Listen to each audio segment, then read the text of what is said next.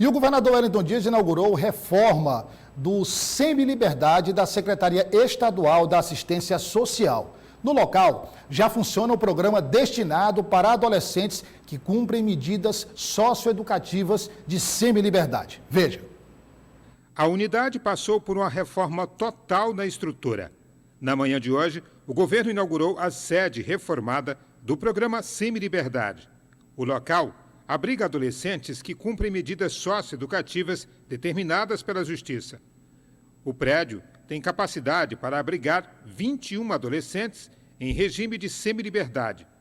No programa, os internos recebem educação formal e participam de oficinas de corte de cabelo, computação, artesanato, pintura e outras atividades. A reforma da unidade que foi feita, ela representa, ao meu ver, 100% a mais de qualidade e dignidade para os adolescentes que estão cumprindo medida aqui na unidade, pois os mesmos agora vão ter um conforto maior, tanto na questão dos seus quartos, no local onde eles dormem, quanto no banheiro. Agora eles têm uma quadra poliesportiva para estarem praticando suas atividades. Os adolescentes também vão ter mais segurança, pois os muros foram aumentados, foi colocado concertina, foi colocada uma guarita na unidade, tanto para a segurança dos próprios adolescentes.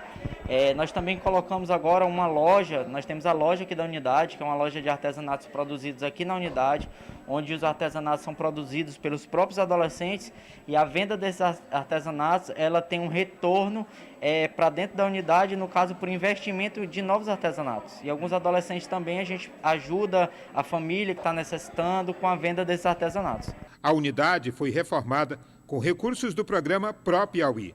O governador do Piauí, Wellington Dias, falou sobre a importância do trabalho desenvolvido na unidade. Aqui nós estamos numa unidade da Secretaria da Assistência Social, do sistema que foi criado no meu primeiro mandato, Semiliberdade, ou seja, o adolescente, ele ali através de uma pena é privado de liberdade, depois ali numa grade que cumpre de um conjunto de ações educativas, socializantes, tem um bom comportamento, vem aqui para o Semiliberdade, onde já tem uma parte integrada na sociedade, outra parte aqui com psicólogo, com a parte de psiquiatria, de assistentes sociais, educadores, a área da saúde, ou seja, a partir deste momento aqui, ele tem a conclusão, não é, dessa fase da decisão judicial e vem a parte da sociedade, que é onde a gente agora precisa avançar, que é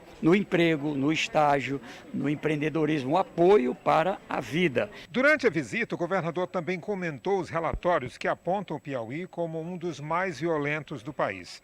Segundo ele, apesar da evolução das ações criminosas nos últimos 2 anos, o Estado teria adotado ações emergenciais para conter essa violência, principalmente na capital e no litoral do estado.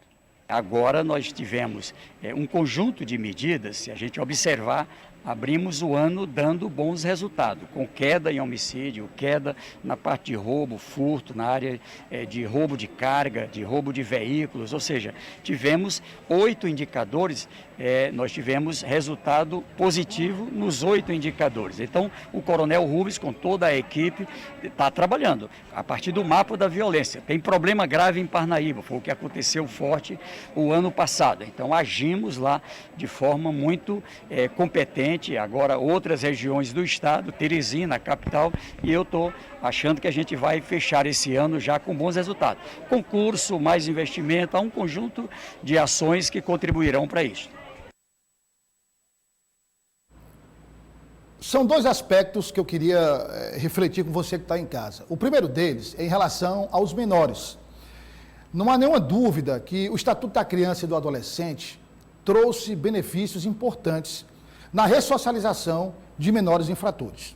Você tem lá tudo especificado. Agora, como tudo, é necessário que se façam adequações de tempos em tempos, porque a sociedade evolui, a sociedade muda. Então, para o período que o ECA foi criado, para o momento que vivemos agora, ele carece de várias mudanças, mas é fundamental. O que precisa ser revisto, por exemplo, a questão de 16 anos, aquela velha máxima, que todo mundo conhece. Olha, se você vota com 16 anos, você tem maturidade na visão da Justiça Eleitoral, para escolher quem vai presidir o país, quem vai ocupar o Senado Federal, quem vai ocupar a Câmara Federal, e por aí vai.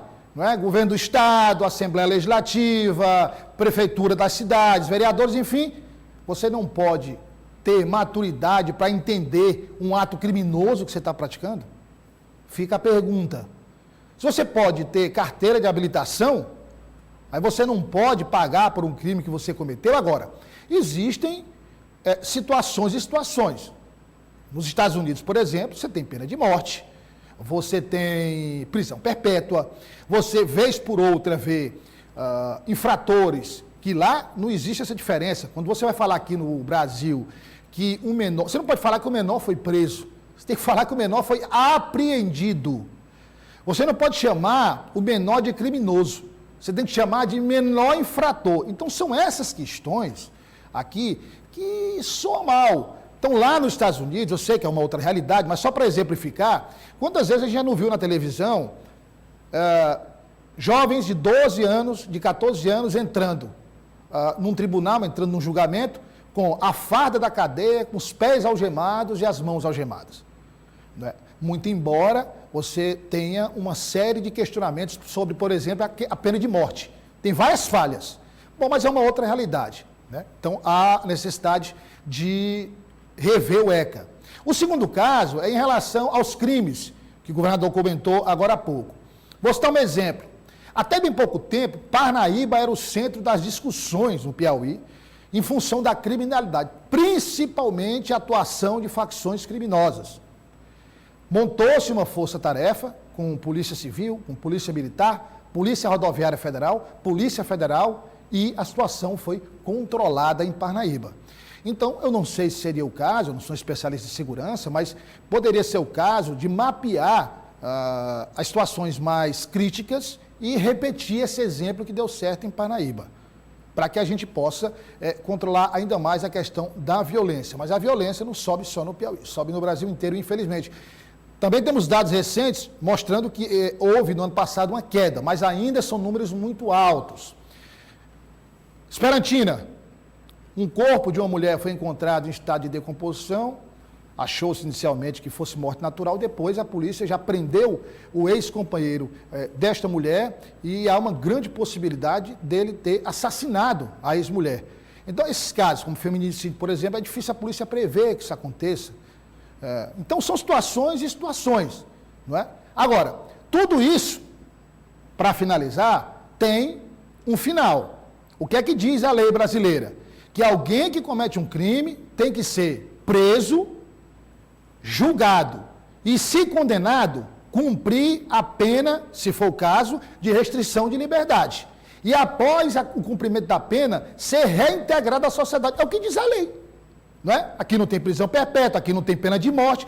Então, o que se tem que fazer é, ou se muda a lei, o que eu acho muito difícil acontecer, ou então se aprimora o sistema que nós temos, com melhores prisões, com situações mais dignas, porque apesar de serem criminosos, mas são seres humanos, para que esse criminoso, quando ele volte à sociedade, ele volte reintegrado de fato, e não volte a delinquir novamente.